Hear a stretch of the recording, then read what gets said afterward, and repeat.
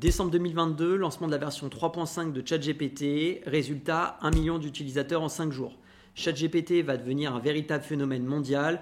On va l'utiliser pour tout. Rédiger des mails, coder des sites, générer des idées de business. ChatGPT aide même les étudiants à étudier, parfois même à tricher. Alfred, tu n'as pas toujours été carré dans ta scolarité. Mais en tout cas, l'utilisation de ChatGPT s'est vraiment développée dans les entreprises. Donc j'ai demandé à l'IA de me générer 2 portefeuilles, un portefeuille 100% ETF et un portefeuille 100% actions en direct. Comme ça, tout le monde est content. Et l'objectif, ça va être de battre les 2 principaux indices boursiers, le S&P 500, donc l'indice américain, et le MSCI World, donc l'indice monde. Alors rassure-toi, je ne suis pas en train de te vendre une formation, tout ce que je vais te dire ici c'est complètement gratuit. L'objectif c'est que tu puisses vraiment comprendre comment l'utilisation de l'intelligence artificielle c'est vraiment très pratique et surtout très simple d'utilisation. Petit spoil, tu vas vraiment découvrir des pépites.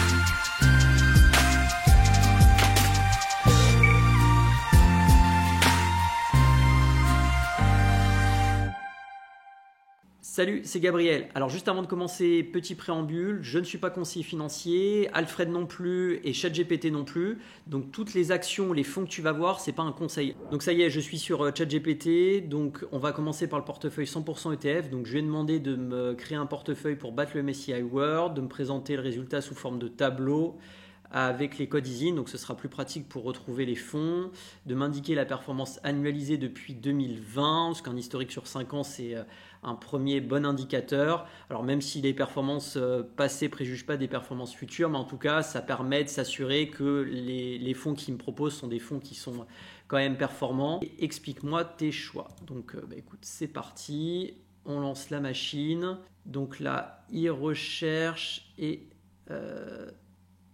Alors c'est intéressant parce que c'est un portefeuille qui est assez concentré, il n'y a que 4 fonds, surperformance estimée, ok.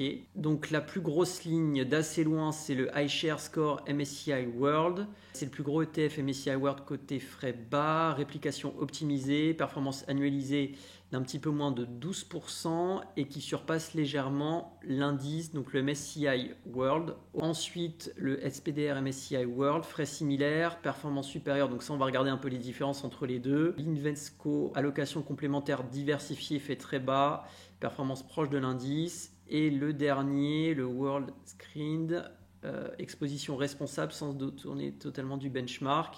Donc là, elle sous-performe légèrement, mais apporte une dimension extra-financière, ok. Donc pour lui, ce qui est important, c'est de combiner plusieurs émetteurs pour limiter le risque à un gestionnaire. Donc ça, c'est plutôt du bon conseil, même si de toute façon, on est que sur des gros gestionnaires de fonds, donc le risque est quand même limité. Mais c'est toujours bien effectivement de diversifier. Performance légèrement biaisée à la hausse, favorisant les fonds qui ont historiquement légèrement surperformé. Ça me va très bien, avec des frais faibles, parce que ça, effectivement, ça va rogner ta performance. Et ensuite, solution alternative, donc il me propose même une autre allocation sur les fonds émergents. Alors juste avant qu'on aille sur le fonds, on regarde comment se compose le MSCI World. Donc à 70%, c'est les États-Unis. Après, c'est Japon, Royaume-Uni, Canada et France. Et tu vois qu'en termes de secteur, c'est la technologie en premier à un peu plus de 26% et ensuite c'est le secteur de la finance. Donc une fois que tout ça est dit, on va aller sur iShares, le premier fonds, donc ça c'est la grosse conviction de ChatGPT. On va aller sur le site JustETF, donc j'avais fait d'ailleurs une analyse de TF en m'appuyant sur ce site-là, tu peux regarder si ça t'intéresse. On va aller sur la fact sheet. Donc il va nous expliquer la performance et on voit qu'en performance annualisée, effectivement, sur 5 ans, on est légèrement au-dessus et sur 3 ans, on est légèrement au-dessus, mais ça suit assez largement l'indice. Et en termes de composition, si on peut regarder, donc le poids des 10 premières positions, donc ça représente 25% et on est sur les très grosses capitalisations, donc là pas de surprise. États-Unis, Japon, Grande-Bretagne, Canada, tu vois ça suit vraiment le MSCI World. Alors États-Unis, on est à un peu plus de 71%, donc on est juste un tout petit peu moins surpondéré aux États-Unis, mais sinon ça suit effectivement l'indice. Donc après, plus de la majorité en fait du portefeuille suit de très près l'indice, donc ça réduit en tout cas le risque. Et visiblement, c'est celui-là qui surperforme le plus le MSCI World. Donc ça, on va le regarder. Just ETF, il est là. Alors, donc, juste avant de regarder la fact sheet, on va regarder le poids. Et ben là, c'est quand même assez similaire. Hein. C'est tellement similaire que je ne me suis pas trompé. Non, je ne me suis pas trompé de copier-coller. Ok, bah honnêtement, c'est vraiment quasiment du copier-coller. Et du coup, sur la fact sheet, on voit les performances cumulées sur 5 ans, 98% pour le fonds, quand l'indice fait 97%, 66% sur 3 ans. Ok, donc à chaque fois, il base son indice de référence. Il est noté 5 sur 5 sur Morningstar, donc ça c'est sur l'historique de performance. Le fonds a l'air d'être plutôt très bon. Alors on va regarder maintenant le troisième fonds. Donc là-dessus, son argumentaire c'est de dire que c'est une allocation complémentaire diversifiée. Donc on va regarder en quoi elle se différencie des autres fonds. On va regarder le fact sheet. En termes de performance cumulée sur 5 ans, 98, 177, bon, c'est vraiment assez similaire par rapport au reste. États-Unis, 71%, donc là c'est un peu plus surpondéré sur les États-Unis. Japon, Royaume-Uni, Canada, bon, c'est à peu près la même chose. Et technologie, secteur financier. Donc là, la finance qui est un petit peu plus représentée que le reste, mais sinon, globalement, c'est sensiblement la même chose. Plutôt intéressant. Et le dernier fonds, donc oui, pour le coup, qui sous-performe, mais son argument, c'est de dire qu'avec une orientation durable, adaptée selon les priorités, potentiellement, ça pourrait dégager de la plus-value sur du long terme, compte tenu du contexte écologique et des investissements sur l'ESG. Donc, en termes de fact sheet, on est sur une performance annualisée 14 et 19%, donc il se comporte plutôt très bien. Et en termes de composition, il a été créé en 2018. Après les 10 premières positions, c'est toujours les mêmes, il n'y a pas de changement, c'est toujours États-Unis, Japon, Grande-Bretagne, Canada, c'est encore dans l'ordre. Technologique un peu plus surpondéré. Secteur financier, on est à 15%. C'est finalement, même si c'est des fonds différents et des émetteurs différents, c'est sensiblement la même allocation à quelques différences près. Bon, avec une petite option ESG. C'est intéressant de noter que dans sa première version, il n'y a pas de fonds émergents. Et en tout cas pour lui, donc ce qui est intéressant, ça va être de rester investi en majorité sur un indice qui suit de très près le MSCI World. Et donc en conclusion, de ce que j'en retiens, c'est que pour battre le MSCI World, selon ChatGPT, il faut assez peu s'éloigner finalement de l'indice, prendre un petit pari éventuellement sur le ESG et diversifier un petit peu les émetteurs, mais rester en majorité aux États-Unis. Après, si tu souhaites effectivement diversifier géographiquement, donc oui, il te propose le MSCI Emerging Markets. Mais en tout cas, c'est intéressant de noter qu'il ne te le propose pas en première intention. Donc tu vois que c'est vraiment très simple de demander à ChatGPT de générer un portefeuille qui soit quand même bien diversifié. Après, ce n'est pas un conseiller en investissement, donc même s'il te répond de manière pertinente, c'est à toi quand même d'effectuer les recherches. Là, moi, je vais lui demander de me créer un portefeuille, donc 100% actions pour battre le S&P 500 sur les 10 prochaines années. Fais-moi un tableau par secteur d'activité et explique-moi les pondérations et choix des actions.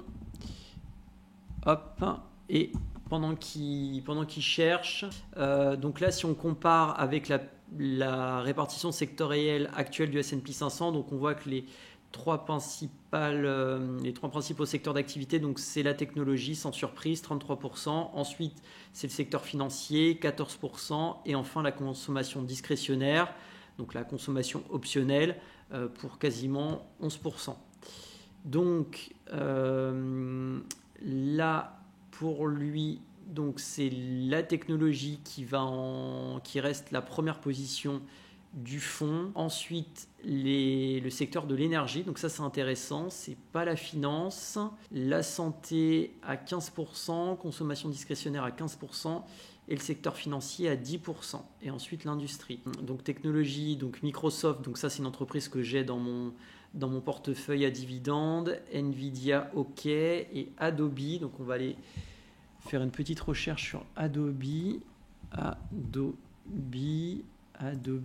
Donc c'est une entreprise de logiciels. OK. Et on va regarder un petit peu les finances. Donc niveau croissance du chiffre d'affaires, c'est au rendez-vous. On était à 12 milliards en 2020, maintenant on est à 21 milliards, donc une belle progression. Résultat net toujours positif, très bien noté par zone bourse. L'endettement net négatif, donc l'entreprise a plus de cash que de dettes. Pour autant, les dépenses en investissement sont assez faibles, je trouve, et elles sont même en diminution. Le free cash flow augmente, donc ça doit avoir des très belles marges. Donc effectivement, 36%, c'est une très belle marge de free cash flow. La rentabilité de l'actif est élevée et la rentabilité de l'actionnaire est élevée et supérieure au ROA. Donc ça, je ne rentre pas dans le détail parce que je t'ai fait des vidéos pour t'expliquer un petit peu les différents ratios pour identifier une entreprise de qualité. Ça typiquement, j'ai l'impression que ça en est une. Et ouais, je te confirme. En plus, elle rachète assez massivement ses actions. Et bon, il n'y a pas de dividende, mais en tout cas, le flux de trésorerie par action forcément augmente et l'actif net par action augmente également. L'entreprise se comporte bien, enfin des anticipations auprès des analystes, et l'entreprise doit se payer, et elle se paye pas si cher que ça pour une entreprise de cette qualité-là. J'aurais dit que ça valait beaucoup plus. Donc ça mérite à être creusé. Alors petite pause dans la vidéo, j'ai refait en fait une autre demande de portefeuille à ChatGPT parce que j'étais pas satisfait de la première proposition. Donc du coup, je lui ai tout simplement redemandé de me générer un autre portefeuille. Alors j'ai précisé ma demande, je lui ai demandé d'aller vraiment sur des actions de qualité qui ont battu le S&P 500 sur les 5 dernières années, puisque même si les performances passées ne préjugent pas des performances futures, mais en tout cas, si les actions sur un passé récent ont surperformé le S&P 500, c'est que potentiellement elles sont sur une belle lancée. J'ai demandé d'avoir aussi un moat élevé. Donc un moat, en fait, c'est un avantage concurrentiel que d'autres actions n'ont pas du même secteur. Et pareil, ça permet d'avoir plus de rentabilité parce qu'elles tarifent en général plus. Et en fait, donc là, il me propose des actions assez connues. Je te laisse découvrir la liste. Je vais demander de sortir un peu des sentiers battus, d'aller sur des actions moins connues. Là, pour le coup, c'était intéressant parce qu'il m'a sorti, on va regarder 3. Donc la première, c'est Cloudflare. Et Cloudflare, en fait, quand tu regardes sur un an, donc ça surperforme largement le S&P. Sur 5 ans, c'est la même chose. Donc c'est intéressant d'aller s'y plonger. Medtronic, donc là-dessus, on voit que sur 5 ans, l'action sous-performe le S&P, même si depuis le début de l'année, l'action surperforme. Mais en fait, quand tu vois un petit peu les données fondamentales de l'action, tu vois que finalement, le chiffre d'affaires augmente, le résultat net augmente également. Elle est très bien notée sur Zone Bourse. Le free cash flow est relativement stable et en augmentation.